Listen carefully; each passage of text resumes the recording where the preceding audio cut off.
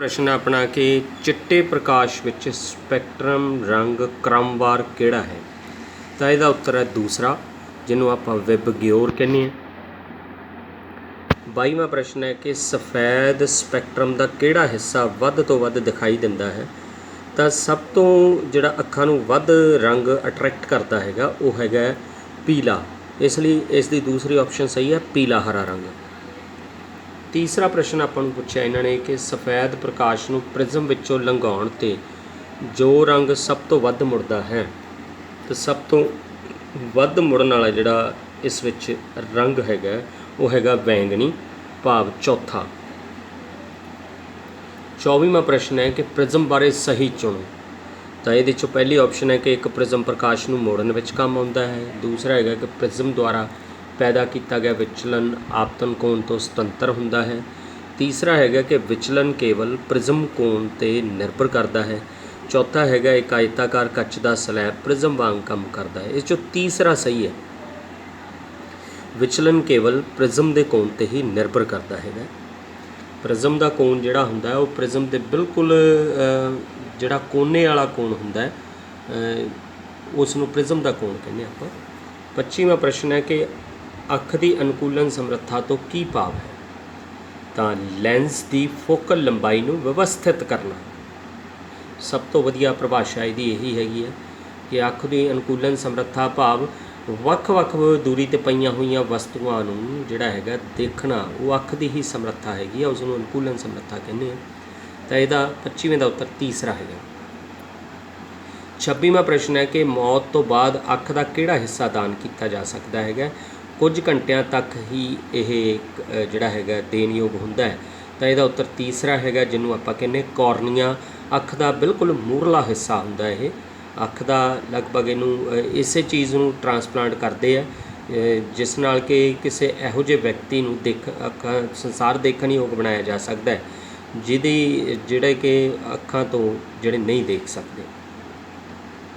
27वां प्रश्न है कि निकट दृष्टि दोष युक्त अख विच प्रतिबिंब बनता है रेटिना तो पहला, जबकि आप दूर दृष्टि दोष दे विच देखिया सी और रेटिना तो बाद सीगा, इसलिए 27वें का उत्तर जिहड़ा हैगा दूसरा है। 28वां प्रश्न है कि तारे क्यों चमकते हैं। तो उसका कारण हैगा प्रकाश का अपवर्तन।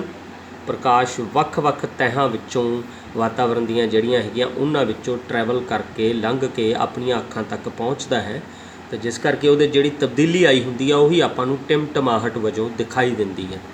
असल विच नहीं वो चमकते हुंदे, सिर्फ अपनियां अखां नूं महसूस हुंदा हो। 29वां प्रश्न है कि जदों अख चमकदार रोशनी का सामना करती है तो पुतली ते की असर पैंदा है।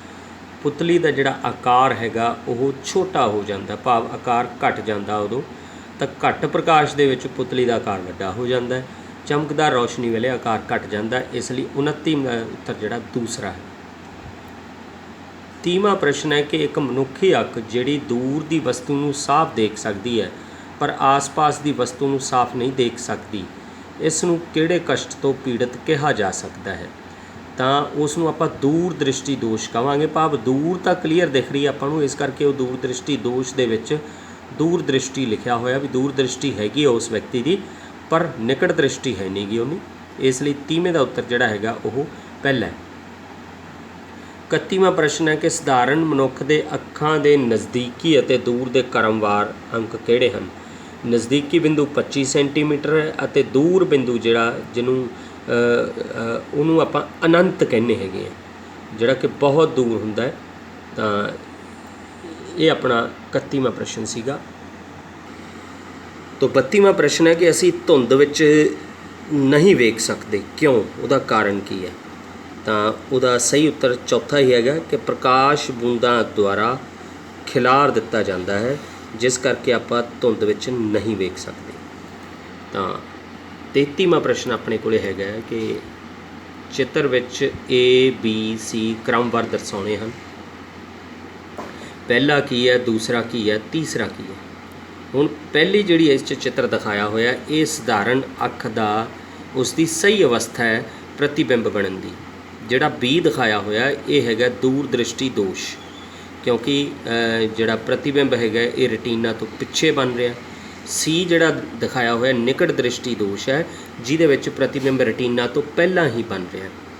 ਤਾਂ ਇਹ ਜਿਹੜਾ ਆਪਣਾ ਹੈਗਾ ਆਪਸ਼ਨ ਜਿਹੜੀ ਸੀ ਤੀਜੀ ਜਿਹੜੀ ਸਹੀ ਹੈਗੀ ਆ, ਭਾਵ ਸਧਾਰਨ ਅੱਖ, ਦੂਰ ਦ੍ਰਿਸ਼ਟੀ ਦੋਸ਼ ਯੁਕਤ ਅੱਖ ਅਤੇ ਨਿਕਟ ਦ੍ਰਿਸ਼ਟੀ ਦੋਸ਼ ਯੁਕਤ ਅੱਖ।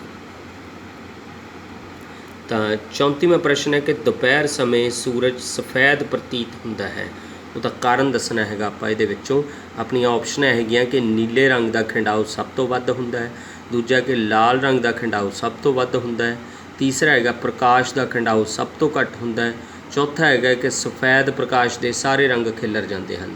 ਤਾਂ ਇਹਦਾ ਉੱਤਰ ਹੈ ਪਹਿਲਾ, ਕਿਉਂਕਿ ਨੀਲੇ ਰੰਗ ਦਾ ਖਿੰਡਾਓ ਸਭ ਤੋਂ ਵੱਧ ਹੈ, ਜਦ ਕਿ ਲਾਲ ਰੰਗ ਦਾ ਖਿੰਡਾਓ ਨਹੀਂ ਹੈਗਾ, ਉਸਦੀ ਤਰੰਗ ਲੰਬਾਈ ਵੱਧ ਹੁੰਦੀ ਹੈ। ਇਸ ਲਈ 34ਵੇਂ ਦਾ ਜਿਹੜਾ ਉੱਤਰ ਹੈਗਾ ਪਹਿਲਾ। 35ਵਾਂ ਪ੍ਰਸ਼ਨ ਹੈ ਕਿ ਏ ਨੇ ਆਪਣੀਆਂ ਅੱਖਾਂ ਦਾ ਪਰੀਖਣ ਕਰਵਾਇਆ। ਡਾਕਟਰ ਨੇ ਉਸ ਦੀ ਖੱਬੀ ਅੱਖ ਲਈ -3D ਅਤੇ ਸੱਜੀ ਅੱਖ ਲਈ -3.50D ਸ਼ਕਤੀ ਦੇ ਸੰਸ਼ੋਧਿਤ ਲੈਂਸ ਨਿਰਧਾਰਿਤ ਕੀਤੇ। ਉਸ ਦੀ ਅੱਖ ਵਿੱਚ ਕਿਸ ਪ੍ਰਕਾਰ ਦਾ ਦੋਸ਼ ਹੈ? ਹੁਣ ਆਪਣੇ ਕੋਲ ਇਸ 'ਚ ਆਪਸ਼ਨਾਂ ਹੈਗੀਆਂ। ਪਹਿਲੇ ਨੰਬਰ 'ਤੇ ਜਰਾ ਦੂਰ ਦ੍ਰਿਸ਼ਟਤਾ, ਦੂਜੇ ਨੰਬਰ 'ਤੇ ਜਿਹੜੀ ਆਪਸ਼ਨ ਆਪਣੇ ਕੋਲ ਹੈਗੀ ਹੈ ਉਹ ਹੈਗੀ ਹੈ ਨਿਕਟ ਦ੍ਰਿਸ਼ਟੀ ਦੋਸ਼, ਤੀਸਰੀ ਹੈਗੀ ਹੈ ਅਸਟਿਗਮੈਟਿਜ਼ਮ ਅਤੇ ਚੌਥੀ ਹੈਗੀ ਹੈ ਦੂਰ ਦ੍ਰਿਸ਼ਟੀ ਦੋਸ਼। ਤਾਂ ਬੱਚਿਓ ਇਹਦੇ ਵਿੱਚ ਸਿਰਫ ਇਹ ਗੱਲ ਸਮਝਣ ਵਾਲੀ ਹੈ ਕਿ ਜਿਹੜੀ ਪਾਵਰ ਆਫ ਲੈਂਸ ਦਿਖਾਈ ਹੋਈ ਹੈ ਇਹ ਦੋਨਾਂ ਲੈਂਸਾਂ ਦੀ ਮਾਈਨਸ ਵਿੱਚ ਦਿਖਾਈ ਹੋਈ ਹੈ। ਜੇ ਮਾਈਨਸ ਵਿੱਚ ਦਿਖਾਈ ਹੋਵੇ ਤਾਂ ਬਿਨਾਂ ਸੋਚੇ ਸਮਝੇ ਸਿੱਧਾ ਤੁਸੀਂ ਆਨਸਰ ਦੂਰ ਦ੍ਰਿਸ਼ਟੀ ਦੋਸ਼ ਦੇ ਦੇਣਾ। ਜੇ ਮੰਨ ਲਓ ਪਲੱਸ ਵਿੱਚ ਦਰਸਾਈ ਹੁੰਦੀ ਇਹਦੇ ਵਿੱਚ ਕਿਤੇ ਨਾ ਕਿਤੇ ਕੋਈ, ਤਾਂ ਉਹ ਨਿਕਟ ਦ੍ਰਿਸ਼ਟੀ ਦੋਸ਼ ਸੀਗਾ। ਠੀਕ ਹੈ, ਉਹ ਨੇੜੇ ਦੀ ਐਨਕ ਦੇ ਜਿਹੜੇ ਲੈਂਸ ਦੀ ਪਾਵਰ ਹੁੰਦੀ ਹੈ, ਇਹ ਜਿਹੜੀ ਦੂਰ ਦ੍ਰਿਸ਼ਟੀ ਨਾਲ ਸੰਬੰਧਿਤ ਦੋਸ਼ ਹੈਗਾ। ਤਾਂ ਦੂਰ ਦ੍ਰਿਸ਼ਟੀ ਦੋਸ਼ ਲਈ ਇਹ ਐਨਕ ਲਗਾਈ ਜਾ ਰਹੀ ਆ, ਉਹ ਦੋਨਾਂ ਜਿਹੜੇ ਲੈਂਸ ਹੈਗੇ ਆ ਉਹਨਾਂ ਦੀ ਇਹ ਪਾਵਰ ਹੈਗੀ ਆ। ਇਸ ਲਈ 35ਵੇਂ ਦਾ ਉੱਤਰ ਜਿਹੜਾ ਹੈਗਾ ਉਹ ਚੌਥਾ ਆਵੇਗਾ, ਭਾਵ ਦੂਰ ਦ੍ਰਿਸ਼ਟੀ ਦੋਸ਼। ਅਗਲਾ ਪ੍ਰਸ਼ਨ ਆਪਣਾ ਜਿਹੜਾ ਹੈਗਾ 36ਵਾਂ ਕਿ ਰਾਹੁਲ ਨੇ ਆਪਣੀ ਕਾਰ ਦੇ ਓਡੋਮੀਟਰ ਦੀ ਪੜ੍ਹਨ ਵਿੱਚ ਪਰੇਸ਼ਾਨੀ ਹੋ ਰਹੀ ਹੈ, ਪਰ ਉਹ ਦੂਰ ਸਥਿਤ ਸੜਕ ਸੁਰੱਖਿਆ ਚਿੰਨ੍ਹਾਂ ਨੂੰ ਆਸਾਨੀ ਨਾਲ ਪੜ੍ਹ ਪਾ ਰਿਹਾ ਹੈ। ਇਸ ਬਾਰੇ ਇਹਨਾਂ ਵਿੱਚੋਂ ਕੀ ਸਹੀ ਹੈ?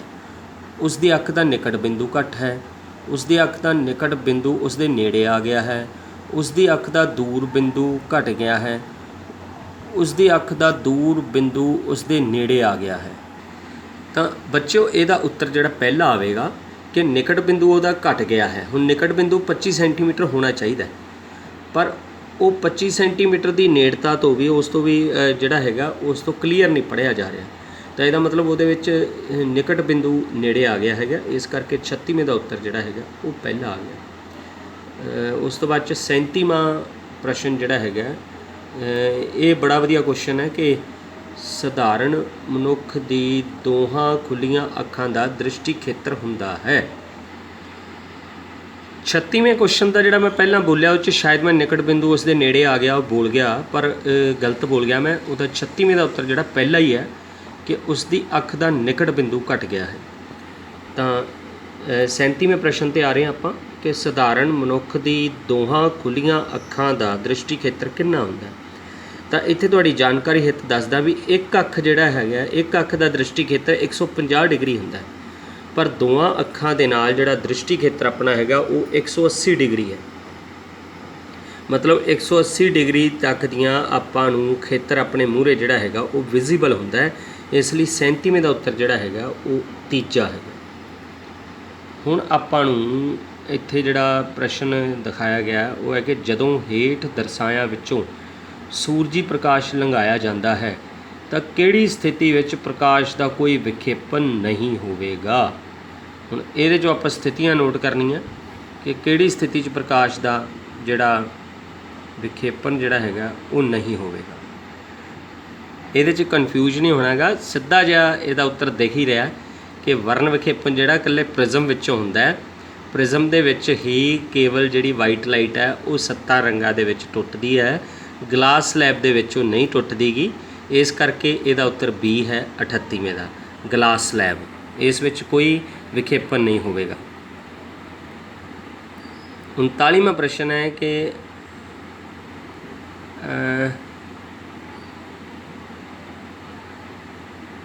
ਮੈਨੂੰ ਲੱਗਦਾ ਇਹ ਕੁਐਸਚਨ ਸਕਿਪ ਕਰ ਗਏ।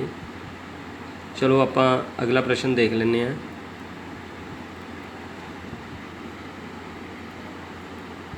ਕਿ ਸਤਰੰਗੀ ਪਿੰਗ ਦਾ ਬਣਨਾ, ਅੱਛਾ ਇਹ ਆਪਾਂ ਨੂੰ ਦੱਸਿਆ ਇਹਨਾਂ ਨੇ ਕਿ 39ਵਾਂ ਪ੍ਰਸ਼ਨ ਹੀ ਹੈ ਕਿ ਅਸਟਿਗਮੈਟਿਜ਼ਮ ਆਮ ਤੌਰ 'ਤੇ ਅਨਿਯਮਿਤ ਆਕਾਰ ਦੇ ਕੋਰਨੀਆ ਦੇ ਕਾਰਨ ਹੁੰਦਾ ਹੈ। ਬੀ ਆਪਾਂ ਨੂੰ ਦੱਸਿਆ ਕਿ ਸਤਰੰਗੀ ਪਿੰਗ ਦਾ ਬਣਨਾ ਇੱਕ ਕੁਦਰਤੀ ਘਟਨਾ ਹੈ ਜਿਸ ਵਿੱਚ ਪ੍ਰਕਾਸ਼ ਦਾ ਵਿਖੇਪਣ ਹੁੰਦਾ ਹੈ। ਤਾਂ ਇਹਦੇ 'ਚੋਂ ਆਪਾਂ ਦੱਸਣਾ ਹੈ ਕਿ ਕਿਹੜੇ ਕਨਸੈਪਟ ਜਿਹੜੀਆਂ ਸਹੀ ਹੈਗੀ ਹੈ। ਪਹਿਲੀ ਸਹੀ ਹੈ, ਦੂਜੀ ਸਹੀ ਹੈ, ਜਾਂ ਦੋਨੋਂ ਸਹੀ ਹੈ ਜਾਂ ਦੋਨੋਂ ਗਲਤ ਹੈ। ਜਿਵੇਂ ਏ 'ਚ ਆਪਾਂ ਨੂੰ ਪੁੱਛਿਆ ਵੀ ਏ ਅਤੇ ਬੀ ਦੋਨੋਂ ਸਹੀ ਹੈ। ਦੂਸਰੇ 'ਚ ਆਪਾਂ ਨੂੰ ਕਿਹਾ ਕਿ ਏ ਅਤੇ ਬੀ ਦੋਨੋਂ ਗਲਤ ਹੈ। ਤੀਸਰੇ 'ਚ ਕਿਹਾ ਵੀ ਏ ਸਹੀ ਹੈ ਪਰ ਬੀ ਗਲਤ ਹੈ। ਚੌਥੇ 'ਚ ਕਿਹਾ ਗਿਆ ਵੀ ਏ ਗਲਤ ਹੈ ਪਰ ਬੀ ਸਹੀ ਹੈ। ਤਾਂ ਬੱਚਿਓ ਇਹ ਦੋਨੇ ਜਿਹੜੀਆਂ ਟਰਮਸ ਦੱਸੀਆਂ ਦੋਨੇ ਹੀ ਸਹੀ ਹਨ। ਅਸਟਿਗਮੈਟਿਜ਼ਮ ਦੇ ਵਿੱਚ ਕੀ ਹੁੰਦਾ ਹੈ ਕਿ ਜਿਹੜਾ ਕੋਰਨੀਆ ਹੁੰਦਾ, ਅੱਖ ਦੀ ਬਿਲਕੁਲ ਮੂਹਰਲੀ ਪਤਲੀ ਝਿੱਲੀ ਹੁੰਦੀ ਹੈ, ਉਹ ਅਨਿਯਮਿਤ ਹੋ ਜਾਂਦੀ ਹੈ ਜਦ ਕਦੇ ਤੁਸੀਂ ਮਟਰ ਦੀ ਫਲੀ ਜਿਹੜੀ ਹੈਗੀ ਹੈ ਜਦੋਂ ਉਹਨੂੰ ਤੜਕਾ ਲਾਇਆ ਹੁੰਦਾ ਹੈ, ਉਹ ਬਿਲਕੁਲ ਗੋਲ ਦੀ ਜਗ੍ਹਾ ਉਹਦੇ 'ਚ ਬਰੀਕ ਬਰੀਕ ਝੁਰੀਆਂ ਬਣ ਜਾਂਦੀਆਂ। ਉਸੇ ਤਰ੍ਹਾਂ ਹੀ ਅੱਖ ਦੇ ਮੂਹਰੇ ਕੋਰਨੀਆ 'ਚ ਵੀ ਝੁਰੀਆਂ ਬਣ ਜਾਂਦੀਆਂ ਅਤੇ ਸਿਰਫ ਇੱਕ ਐਂਗਲ ਹੀ ਦਿਖਦਾ ਹੈ। ਜੇ ਆਪਾਂ ਜਾਲੀ ਦੇਖੀਏ ਤਾਂ ਉਹਦੀਆਂ ਲੰਬਾਤਮਕ ਤਾਰਾਂ ਦਿਸਣਗੀਆਂ, ਦੂਜੀਆਂ ਖੜਵੀਆਂ ਤਾਰਾਂ ਨਹੀਂ ਦਿਖਣਗੀਆਂ। ਇੱਕ ਐਂਗਲ ਤੋਂ ਹੀ ਉਹ ਵਿਜ਼ੀਬਲ ਹੋਵੇਗਾ। ਤਾਂ ਇਸੇ ਤਰ੍ਹਾਂ ਸਤਰੰਗੀ ਪਿੰਗ ਦਾ ਬਣਨਾ ਇੱਕ ਕੁਦਰਤੀ ਘਟਨਾ ਵੀ ਹੈ ਅਤੇ ਇਸ 'ਚ ਪ੍ਰਕਾਸ਼ ਦਾ ਵਿਖੇਪਣ ਵੀ ਹੁੰਦਾ। ਇਹ ਆਪਾਂ ਪਹਿਲਾਂ ਵੀ ਪੜ੍ਹ ਚੁੱਕੇ ਹਾਂ। ਤਾਂ ਇਸ ਲਈ 39ਵੇਂ ਦਾ ਉੱਤਰ ਪਹਿਲਾ ਹੈਗਾ, ਭਾਵ ਏ ਅਤੇ ਬੀ ਦੋਨੋਂ ਸਹੀ ਹਨ। ਤਾਂ ਆਪਣੇ ਕੋਲ ਜਿਹੜਾ 40ਵਾਂ ਪ੍ਰਸ਼ਨ ਹੈ ਕਿ ਇੱਕ ਦੀ ਬਜਾਏ ਦੋ ਅੱਖਾਂ ਹੋਣ ਦੀ ਸਹੂਲਤ ਹੈ। ਪਹਿਲਾਂ ਤਾਂ ਇਹ ਵੀ ਦ੍ਰਿਸ਼ਟੀ ਖੇਤਰ ਵੱਧ ਜਾਂਦਾ ਹੈ। ਦੂਜਾ ਹੈਗਾ ਵੀ 3D ਦ੍ਰਿਸ਼ ਬਣ ਜਾਂਦਾ ਹੈ। ਤੀਜਾ ਹੈਗਾ ਕਿ ਦੂਰੀ ਅਤੇ ਆਕਾਰ ਦਾ ਪਤਾ ਲੱਗ ਜਾਂਦਾ ਹੈ। ਹੁਣ ਇਹਦੇ 'ਚੋਂ ਆਪਾਂ ਉੱਤਰ ਦੱਸਣੇ ਆ ਕਿਹੜੇ ਸਹੀ ਹੈ। ਵੀ ਕੇਵਲ ਏ ਅਤੇ ਬੀ ਦੋਨੋਂ, ਤੀਸਰਾ ਕਿਹਾ ਵੀ ਕੇਵਲ ਬੀ, ਅਤੇ ਚੌਥੇ 'ਚ ਕਿਹਾ ਵੀ ਏ ਬੀ ਅਤੇ ਸੀ ਤਿੰਨੋਂ। ਤਾਂ ਇਹਦਾ ਉੱਤਰ ਚੌਥਾ ਹੈਗਾ, ਭਾਵ ਏ ਬੀ ਸੀ, ਭਾਵ ਤਿੰਨੇ ਪੁਆਇੰਟ ਹੀ ਸਹੀ ਹੈਗੇ ਆ ਜੇ ਇੱਕ ਦੀ ਬਜਾਏ ਦੋ ਅੱਖਾਂ ਹੋਣਗੀਆਂ। ਧੰਨਵਾਦ।